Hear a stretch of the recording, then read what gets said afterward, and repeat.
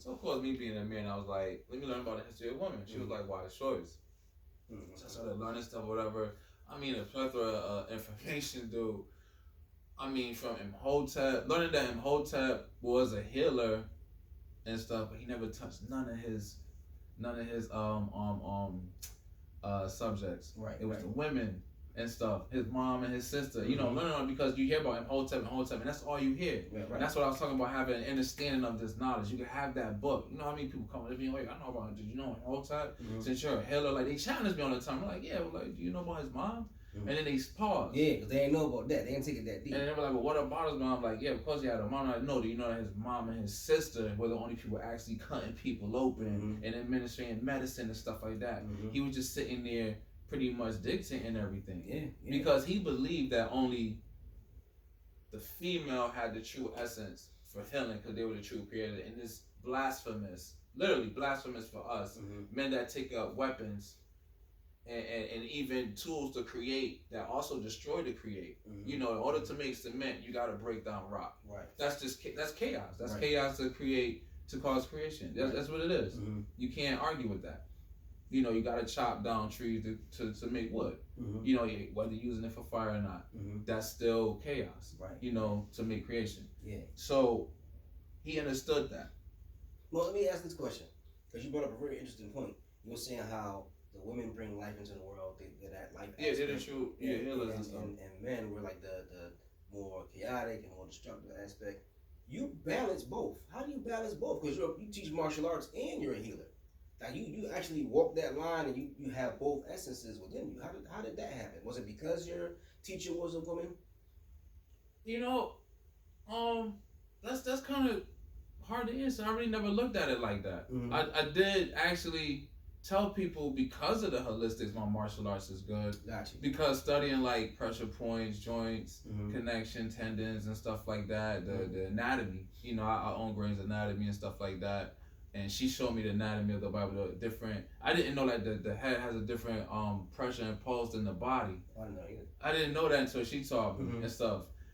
I didn't know that, and then, you know, dealing with martial arts, I see why stuff like the sleeper hold works. You know. Yeah. You know, so now you understand more. Instead of just somebody saying, oh, if you go like this for 5 seconds, somebody pass out. Oh, I know how to do the sleeper hold. Do you understand it though? Because if you put somebody like me in a sleeper hold, and I know what it takes to withstand that 5 seconds, then what are you really doing? Exactly. You know or do I have to grab it like this, or can I just touch the area where the pressure is? See, that's where we start getting really depth into it. You know, you can say, oh, I can take somebody's arm, and when I do that, it goes that way. Okay, but 2 fingers can do that too. Well, how was that? Gray's Anatomy shows you. You see, now you go back into medicine. The wrist is connected here, just like you teach in school, and that's connected here. So if this turns this way, everything else will turn as well. So force doesn't really take to make force. It really doesn't. It really doesn't. Okay. Motion can create force. You don't need force for force. Gotcha. You just need some type of motion and stuff like that. And that's all with dealing with medicine. You know, you're dealing with the pressure of the blood, knowing that, you know, if oxygen is in a certain area, it can cause damage, and you can do that when attacked and stuff like that. So in a sense too, if I'm in class and I know that I'm going to be teaching this stuff, I want to make sure too the people that I'm teaching and my students as well too are definitely safe. And if something happens, I want to know how to take care of that. So I took it upon myself to make sure that too, when I got more in depth in martial arts, to make sure that I know how to take care of anybody that I harm or is harmed by this. And I'm talking about even in the streets too. If I come across something, and that happened many times, you know, I had to deal, you know, doing bodyguard work or security work, which I do too on the side. You know, things have happened, and I had to come back around and say, look, you know, this, that, and the third, you know, pop a shoulder back in, you know, stuff like that. Wow. Because at the end of the day, like, it's my conscience I'm dealing with. I really don't care what nobody says. You know, I don't want to be thinking about that. You know, I've been attacked before and went back to my superior and be like, I want to make sure I did the right thing. You know, literally, because when you're dealing with the type of lifestyle I am, that lifestyle will follow you. And it follows your kids. It follows your loved ones. It follows people that know you. Somebody walk up to you like, oh, I saw you talking to Brown podcast, man. Hey, man, you beat up my cousin, man. He ain't had no remorse or no sympathy or nothing. Like, why would you, you know, things like that. It follows you. And you need to have, like, really, like, in-depth respect for something like that. So I'm glad that I learned holistics and I was in, you know, the Yoruba aspect before I went more into martial arts, because it gave me more of a respect for having something like that, a part of my arsenal, like Dr. Ghazi likes to call it. You know, always have a big arsenal. If you know how to cook, you know about the knives you use, what type of metal that. He used to say, you know, silly stuff like that. If you cook and know where that seasoning come from, what's the history of that, you know, have an arsenal. And that makes sense. It does. You know, it makes sense. So that's how I balance it, because I know that if I'm teaching somebody about the human, you know, anatomy when we doing martial arts, I don't want to just sound like this, but I also don't want to do this where they can't understand. And a lot of people, sometimes we do that. We do too much of this, and then brothers and sisters can't understand us. They're not even understanding. Even if they understand, they're not understanding, because you got overstand, understand, and understand. So when you understand, you feel it too, like, oh, I understand now why you have to do that. You know, why you have to do routines to know a technique instead of just doing it. If you do it one time, you can hurt somebody. If you do it one time, it won't work. If you do it one time, it won't work, and you end up getting hurt.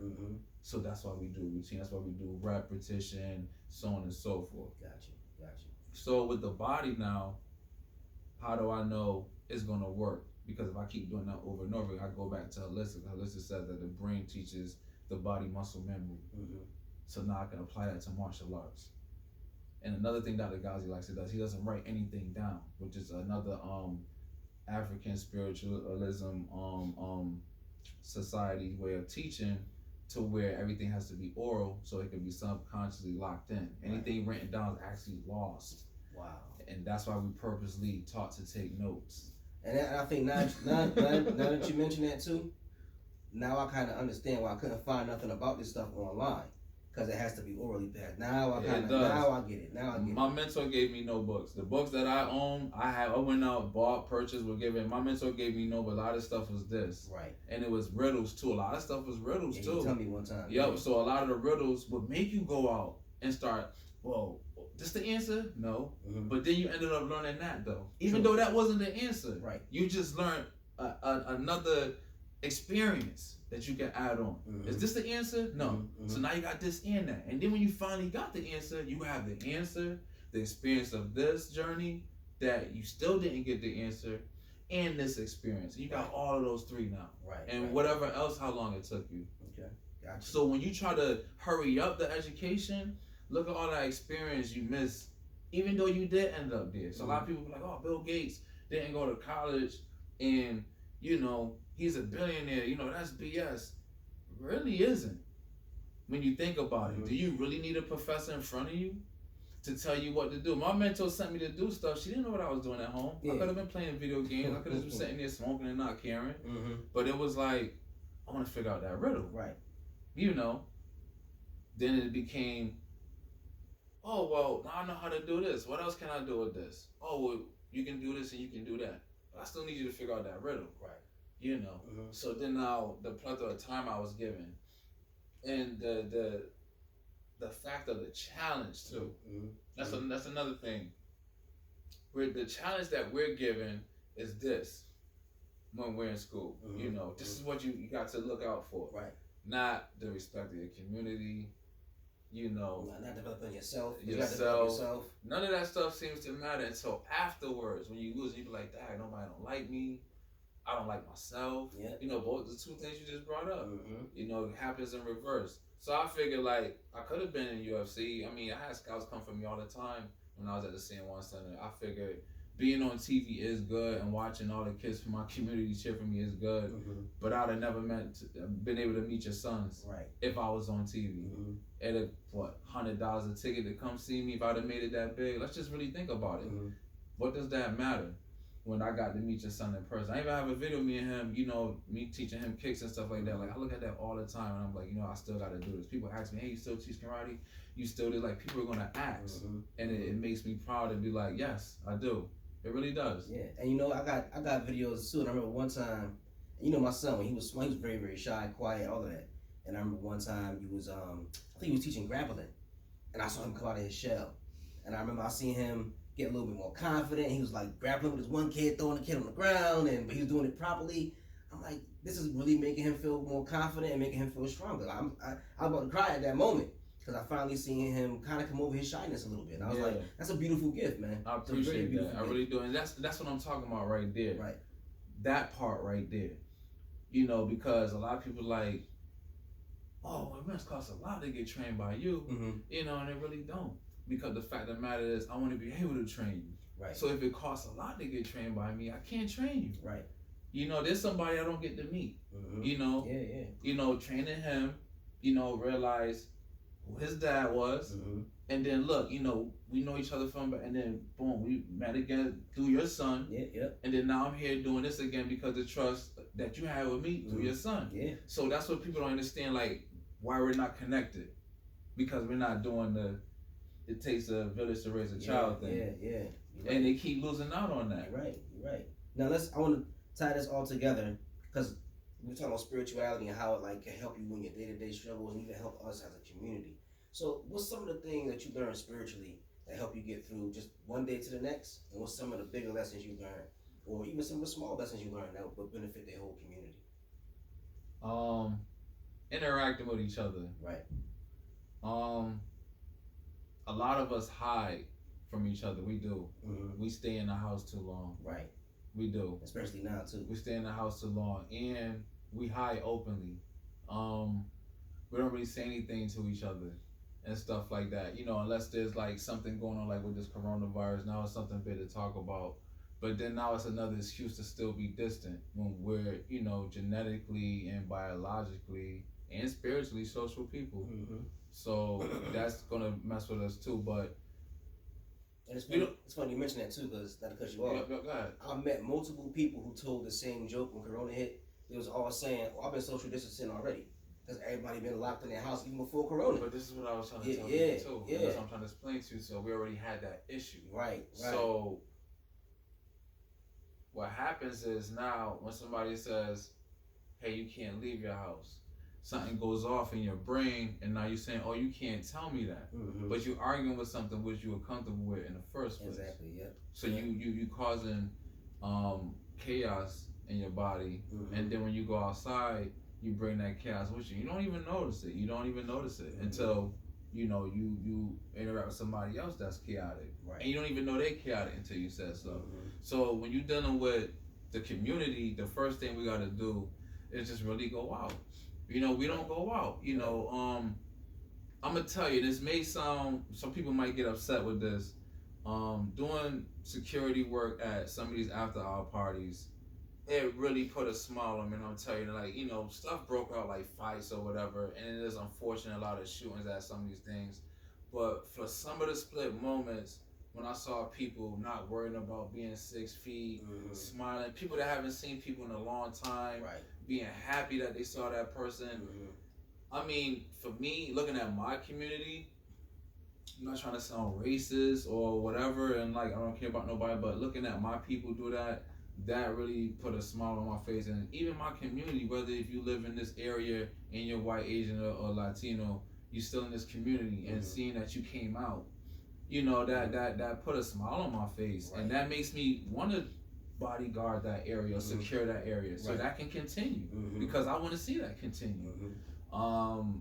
You know, bro, you crazy? It's like 500 people a year, but out of this 500, I know 400. Yeah. And they're not gonna really do nothing out of respect.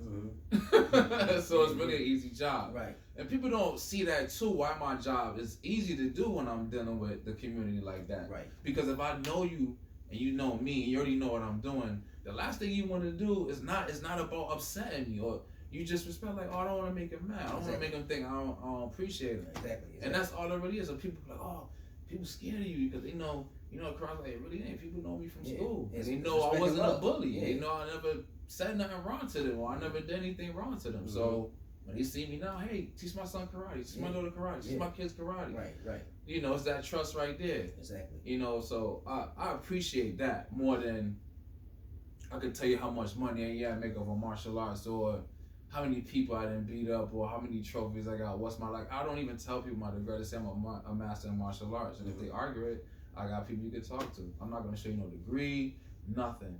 You wanna go talk to these people? Go ahead. You know, because that arrogance again, I don't want to be a part of. Right. I didn't learn martial arts for that. I learned martial arts to teach other people martial arts. Somebody told me if you teach one person martial arts, he could teach 10, and those 10 could teach 100, so forth. So I said, damn, if I could teach 100, then I could teach 1,000 that fast. Then you know, just being like that. So if you want to use arrogance, use it like that. Right. Use it like that. Right. So in the spiritual sense, with the community, we're not putting the arrogance in the right areas. Right. You know, we're not being arrogant about our street where we want to clean it. Yeah, exactly. We're not being arrogant about ourselves to where we want to be clean in a certain way and presented. Our buildings, we're not being arrogant about our buildings. So arrogance sounds negative, but you can still use that as a positive. Yeah, you know, exactly. Fire burns, but it cooks food and it provides heat and it sterilizes. Right. You know, and it forges too. So let's be honest, with arrogance, you can do the same thing. Just leave out getting burned or burning somebody with it. You know, leave that out. Right. But heat somebody up with it, you know. Provide food with your arrogance. You know, be arrogant enough to say, hey, this food isn't being distributed properly. Some people and some families aren't getting this and not getting that. Be arrogant in that sense. Right. You know, if you think you're intimidate people from not intimidating other people. Right. You know, do that. You know, there's, you know, price to come with it and stuff like that, but everybody's not gonna like everybody for what they do. Right. But the amount of people that's gonna like you for doing the positive, based on the people that just don't like you, because a lot of people like you. Let's think about that. I can sleep with that. Yeah. Because after a while, these people gonna come over here. Yeah. And I'm proof of that. I'm proof of that. I've had fights with people in high school. Right now, I didn't taught their kids karate, and they have not brought that up. They were nothing that. Oh, this man's gonna da da da. I respect you, man. Thank you. Just and third, and don't even have to sit there and don't even watch me with their kid. Nothing. They trust me, respect me. Right.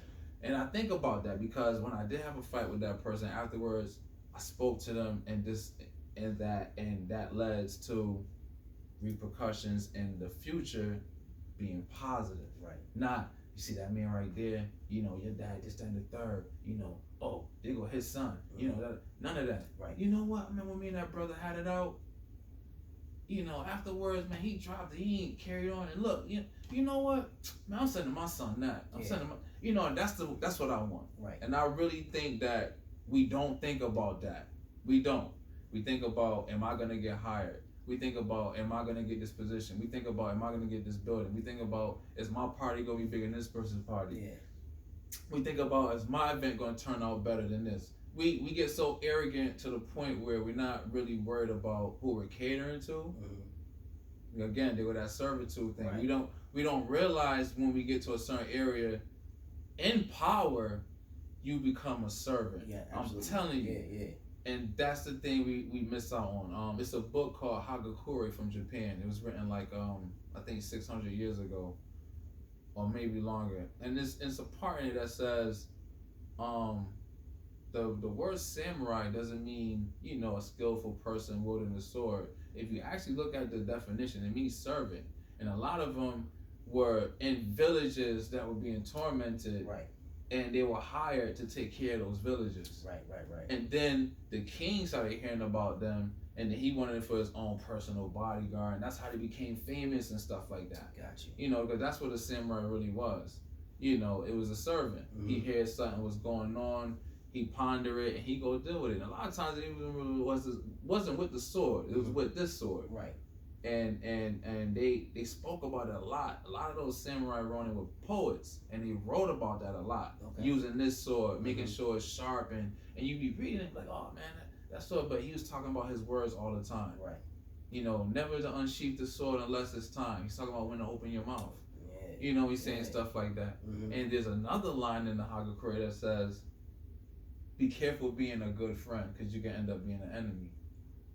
Because all it takes is for you to try to make your friend see good, and he stopped talking to you. Yeah. Or if he doing something he ain't supposed to do, you try to like stop him or slow him down, and all of a sudden he got a problem with you. Yeah. Exactly with our women too as well, and stuff like that. But again, you know, being under, you know, the Yoruba tradition and stuff, I never disrespect women and speak on them unless it's out of experience. Right. So when I say stuff like that, you know, I just put them in that, let them know I'm thinking about them too. Right. But we do that as men. You know, we sit there, we talk, and it's never. I hope that, you know, he gets better with he's going and stuff like that, because right now I'm not doing what I'm doing. It's, oh man, this you know, like I don't got no time. Like he got money and stuff like that. Like I want to chill with you. Like why you keep asking me to hang out with you? Right. I don't want to keep seeing your new car. You know, I want to keep seeing your beautiful wife and stuff like that, and not understanding that your brother actually don't want you by yourself. Don't want you to think his money mean that you're not friends, and we do that the wrong way. And when you're telling your brother, hey, you got all that money, man, don't do this, don't do that. Oh man, this is my money. You know, why you telling me something? Because I care about you, because I did that too, and I look where I'm at. I don't want to see you like that. Right. Oh man, you just jealous. I'm telling you, I'm not. Next thing you know, phone calls is blocked. Right. You can't come by the house. You see the brother, he don't know you, and you try to be quote unquote a friend. Right. You know, so we gotta be real cautious in the community with that, because the way it's set up now is not back then. All that stuff, what they call it, chivalry and all that, it should be. Let's get it straight. It should be, but it's not. Right. So with the community aspect, spiritualism is something now that's easy to make money off of. Right. I mean, let's just be honest. It really is. So to explain it or try to have somebody understand it kind of makes them feel like they're looking for something that you're trying to sell. It makes them feel like you're probably trying to sell something at the end. And you gotta tell them, like, I'm not even really trying to. I just think that you should hear this right now. Right. So that's the only downfall of knowing something or try to express something or share something. Right. People think there's a catch, or people don't trust your intent, but they're innocent, because this is what we're dealing with. This is what we're dealing with, brother. Very true. Man, you dropped a lot of knowledge on that one, man. I appreciate your time. I appreciate your time, man. About to wrap it up, but this is the first episode of Mindful Morning. I'm gonna put it up online. Hopefully, you guys watch it and enjoy it. Enjoy the positivity. Enjoy the knowledge. Thank you very much, my brother. Peace and love, man. All right, everybody. One. Appreciate everybody. Brother, I gotta tell you, man, I appreciate that. Yo, man, it felt good. It felt good. I really did. I always wanted to do that. Somebody wanted me to be on a radio station, and it never worked out. And something had happened too, and they were telling me like, yeah, man, I want you by there, but I started realizing that that energy wasn't good for you. I didn't want to have you in there, right? And he was gonna censor you or have you all. I just I don't know, man. I was ashamed, man. I just didn't get back to you and stuff like that. So I felt like, it'll come up.